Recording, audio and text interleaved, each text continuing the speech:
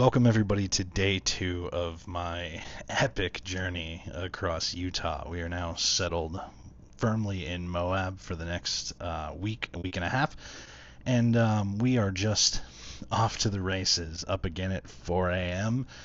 Unbelievably tired, but the call is there. If you're here, you got to go do stuff.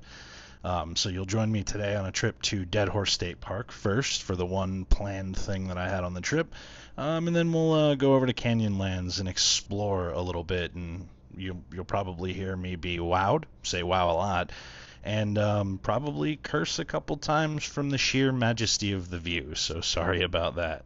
Let's dive in. Morning, folks.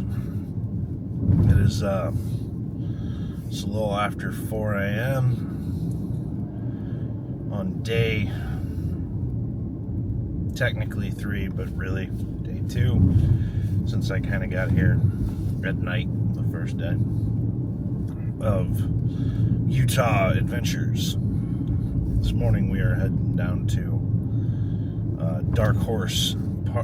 Dead Horse State Park. God, I'm so tired. I don't know why I'm not sleeping well in these hotels. We are heading down to Dead Horse State Park, which is supposed to be one of the most incredibly gorgeous overlooks in all of Utah.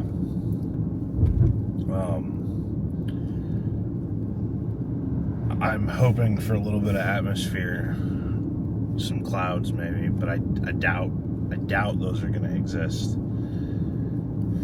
That's okay though. I'm sure it will be wonderful either way, honestly.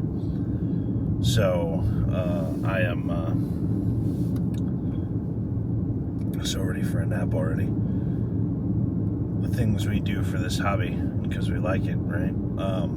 I'm going to eat a peanut butter and jelly sandwich. There were very limited options at the gas stations, and I wanted to make sure that as I go into the Canyonlands area, there's nothing down there. There's no food, no gas, no rest. There's rest stops, so bathrooms and stuff. But I wanted to make sure that I had some food, so I got gas station donuts, peanut butter and jelly sandwich, waters and stuff like that, because we may go over from Dead Horse to Canyonlands, which is right next door. Do a little bit of exploring over there today as well. So yeah, I'm gonna get to driving, and we'll see y'all when we get to Dead Horse. So I am up at Dead Horse Point. This is simultaneously the most breathtaking and terrifying thing I think I have ever done in my life. The view is spectacular, but I am not a huge fan of balancing on gigantic cliffs. I'll walk you guys through the shot. I've been kind of here shooting for a little while, since before sunrise. I'm waiting for the sun to come up more and more. I'm taking, right now I'm 1/10, f10, 64 ISO. I'm trying to let the sun kind of come down and catch a little bit of the river and a little bit more of the valley. It's super high contrast. I'll do a spin around pan of kind of what I'm looking at as well, but to give you an idea of the shot, there is the shot that we're going for.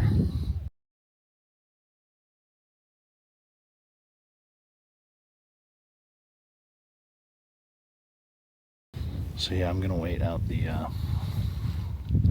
sun for a little bit in my horrendous anxiety from being up here, and hopefully we get a really phenomenal image. There's not a whole lot going on in the sky, but I expected that. So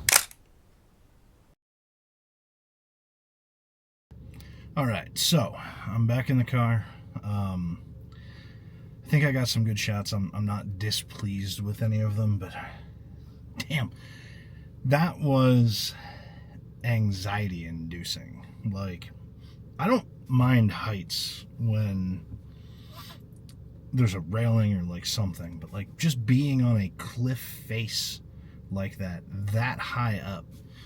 The entire 2 hours that I sat down there, I was bump, bump, bump, bump. Just anxiety. I mean, the crazy crap we do to take a good picture, right? Like, but I'm pretty sure it would take the most insane sky to get me to consider going back and doing that one again, at least from that vantage point, which is like the best vantage point in the park, I think. But man, it's scary. And like, I know I'm safe. Like, there's a big area that, like, logically, like, I get it. Illogically, though, man, it's scary. It was an experience that I genuinely really enjoyed. Like, it was worth it. It is the most breathtaking thing I think I have probably seen in my entire life. Like, the Colorado River snaking down beneath you. Like, it's stunning how gorgeous it is over there. It's just scary to be on a cliff face. So one of the really weird things about driving into places when it's dark is you have no idea what you're looking at when you get there. And I just hit this other spot that, like, the sun is up and it's all like multi-layered silhouettes, and I know there's a shot there, like the mountains in the background. There's a shot here. I'm gonna go find it. So I want you all to see what I'm looking at, right? The sun is hazy, and that is basically a monochromatic set in black and white square crop. That's the shot. It's gonna be amazing, I think.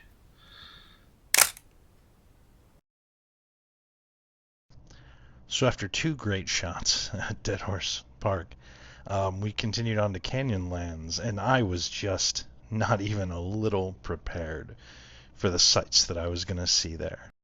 So continuing on our morning from, wow, holy shit, sorry. Continuing on our morning from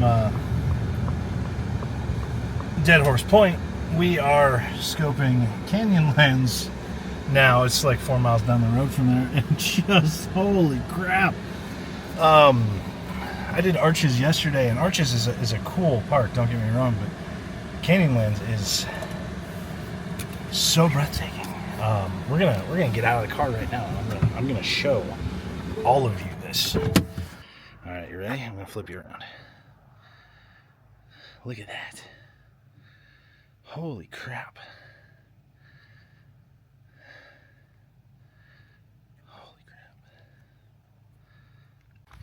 Just to kind of go through what I'm shooting, I'm just hand holding while I'm here. Like, there's no tripod work, nothing like that. That was this morning. I am kind of playing it casual. I have my ZF and a 24-70. It's a pretty versatile pairing for just walking around. I have found myself actually shooting this a lot. This is what I walked around Arches with yesterday too, and you know, 24 is often wide enough unless it's like a planned shot. Having that 70, I really wish I had my 70-200, but this has been a really good combo here. I spent the next few hours just driving around Canyonlands, taking in the sights. It is one of simply the most incredible places I've ever been. And as I think about the time that I spent there, you know, it wasn't a perfect photographic day by any means, but it was such a lovely day. I mean, this area of Utah is really just enough to make you feel so tiny in the universe. And I don't know about all of you, but that's something that actually brings me quite a lot of comfort. I would just get regularly distracted, check out different places, and kind of enjoy being lost. I am now going to head out of the park and make my way back to my hotel, where I'm going to chill while the sun is high and see what comes in the evening. I'm really kind of just making all this up until the workshop starts tomorrow. So I was driving by and I saw this overlook that I skipped on the way in, and I kind of saw off of it. This is another one. I don't know if there's a photo, but God, I want to see it. You guys are going to walk with me. I'm going to flip you around. You can see it for the first time with me. Sorry if I curse.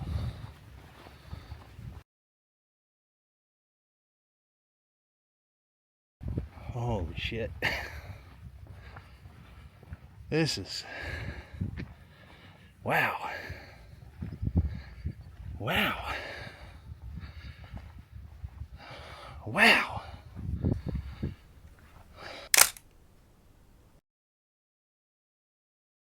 Alright. Seriously, this time we're back on our way out. Until I undoubtedly get distracted again. Really cool though, like as I'm driving, thankfully there's nobody behind me. A crow or a raven, doesn't really matter to me which one. I love corvids. Landed on a branch right next to the road. So I stopped in the middle of the road, rolled down my window. I have a 400 millimeter lens with a teleconverter sitting right there, and just rolled down the window and took a bunch of shots. And honestly, I think that's one of my favorite wildlife shots.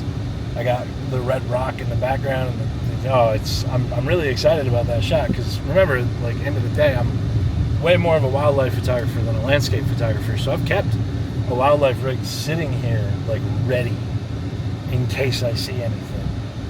But we're gonna make our way back out. I got snacks, but it's getting close to lunchtime now. Not really. It's only 10 a.m. I'm getting hungry, and we'll see how many more times I get distracted on the way. Because I bet it will be more than once. I am easily distracted when looking at pretty things, and there are so many pretty things around here. I'll get some. We'll cut to some video of me driving out now. The moment I got back to the hotel, I just passed right out.